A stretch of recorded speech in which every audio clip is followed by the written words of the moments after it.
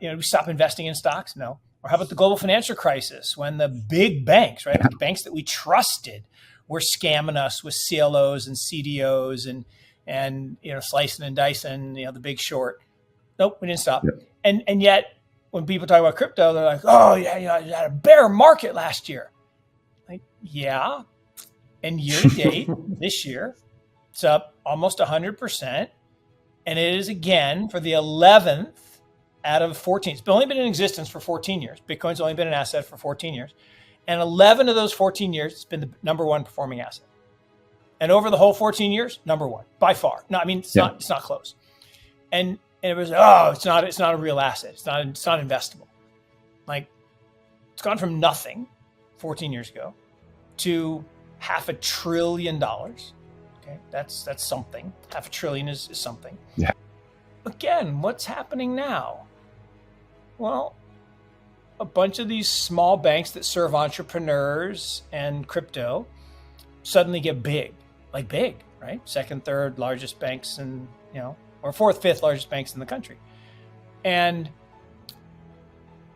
so JP Morgan gets pissed off because now they're real competition. So what happens? Now, again, it wasn't JP Morgan this time, but somebody or some buddies spread a rumor that these banks were in trouble. And unlike the old days where they had to physically be a run, like I had to get out of the office, go in my car, go to the bank, stand in line. Now you just push a button. $42 billion vanishes from Silicon Valley Bank on a Friday and they're bust. And on Sunday, they get taken over. Okay. Then it happens with Signature Bank.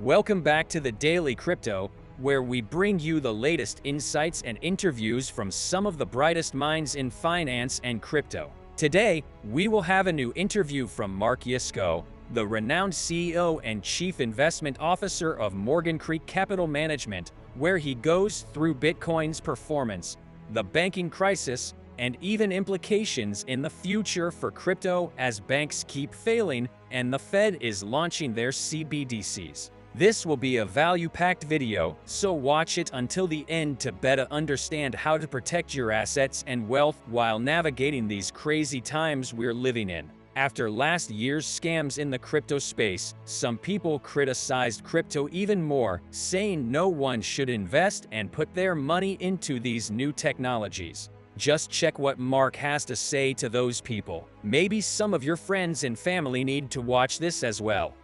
Do you know the term bucket shop? It exists for a reason, right? The boiler room. Exactly. Yeah. Right? Yeah. Small cap stock scams. Go back and look at history in the 1920s, in the roaring 20s, and look at all the scammers and all the little companies that had no real business that would go public and they'd pay off the officials and then they'd just go out of business and that's what eventually led to the crash. And did we stop investing in stocks because there were a lot of scammers in the 1920s? No. How about in the 1970s when we had the savings and loan crisis and I guess it was 1980s and a savings and loan crisis and we stop investing in stocks? No. Or how about the global financial crisis when the big banks, right, the banks that we trusted were scamming us with CLOs and CDOs and slicing and dicing, the big short. Nope, we didn't stop. Yep. And yet when people talk about crypto, they're like, oh yeah, I had a bear market last year. Like, yeah.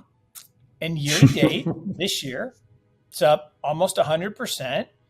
And it is again for the 11th out of 14. It's only been in existence for 14 years. Bitcoin's only been an asset for 14 years. And 11 of those 14 years, it's been the number one performing asset. And over the whole 14 years, number one by far. No, I mean, it's not close. And it was, it's not a real asset. It's not investable. Like, it's gone from nothing 14 years ago to $500 billion. Okay. That's something. $500 billion is something. Yeah. And this idea that it's somehow going to go away it's just silly, right? It's literally like saying, that internet thing, it's just never going to be a big deal. Or personal computers. Steve Ballmer's mom, right? Honey, why would you work for that company? No one would ever want a computer in their house. Well, why did she say that?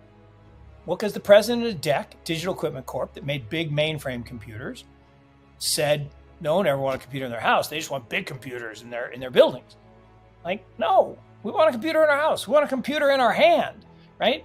Yeah. Pretty soon we want a computer in a little earpiece, or hopefully not. I'm not putting a chip in, but someone might. That's a good explanation for why people should still believe in Bitcoin and crypto.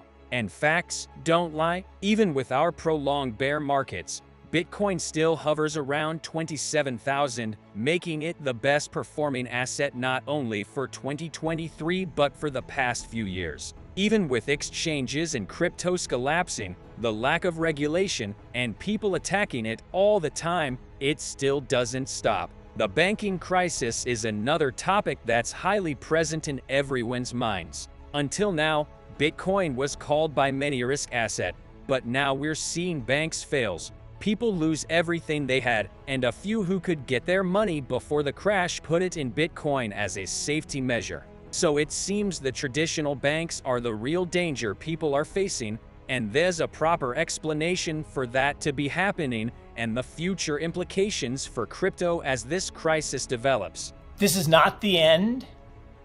This is not the beginning of the end. It may perhaps be the end of the beginning, back to Churchill again. The banking crisis, remember Yellen, like 4 or 5 years ago, said there'll never be another crisis in her lifetime?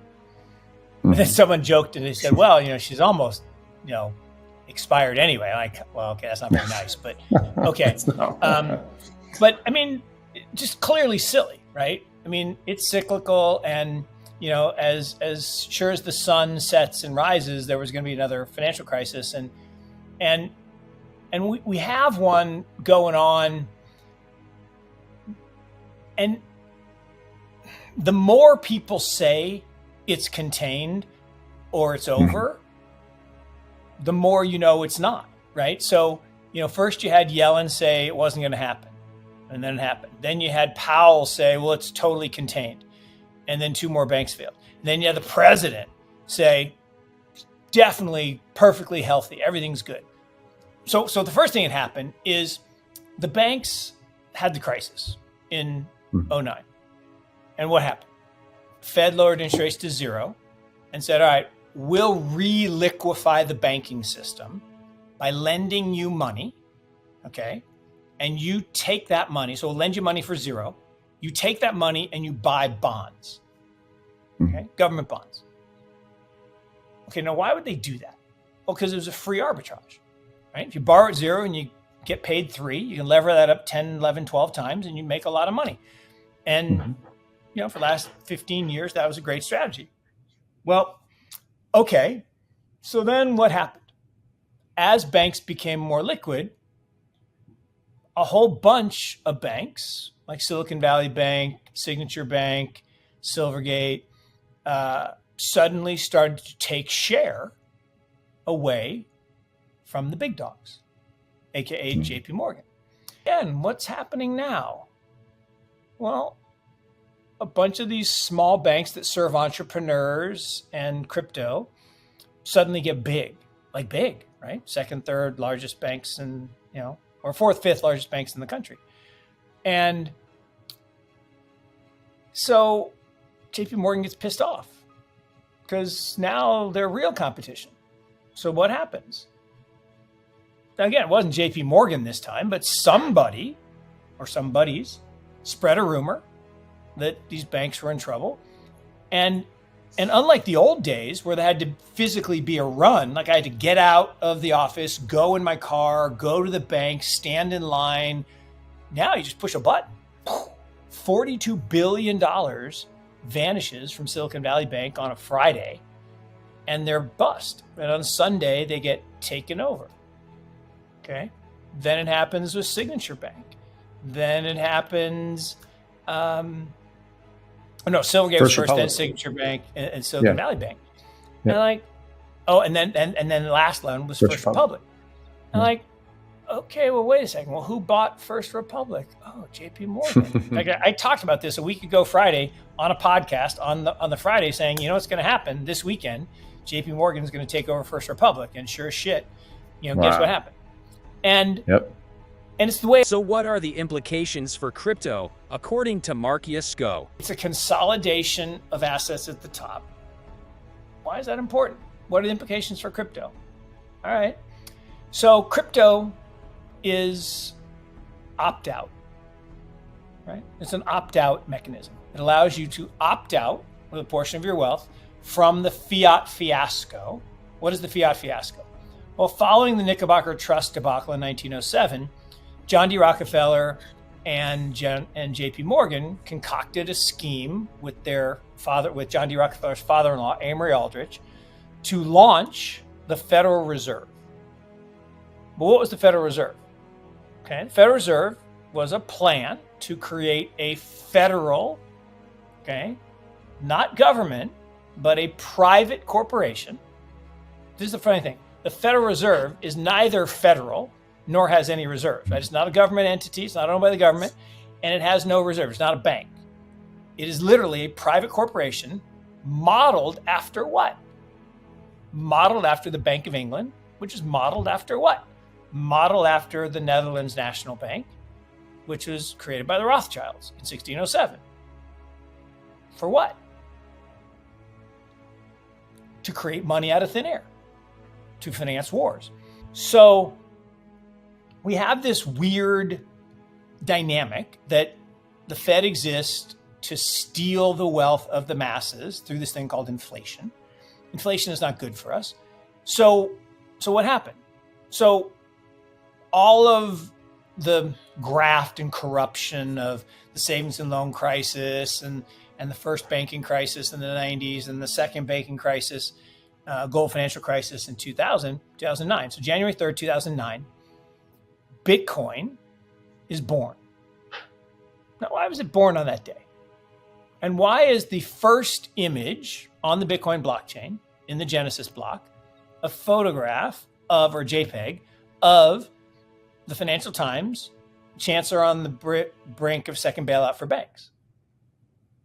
Well, that is, again, a social commentary on why Bitcoin needed to be created. It needed to give us a way to take our fiat, convert it into something that is no longer inflationary, can't be devalued because there's a finite supply, it's scarce, and that deflationary asset allows us to protect ourselves against this fiat fiasco, which means we can create fiat out of thin air. So fast forward to today, what are the implications? Well, the banks reliquefied themselves.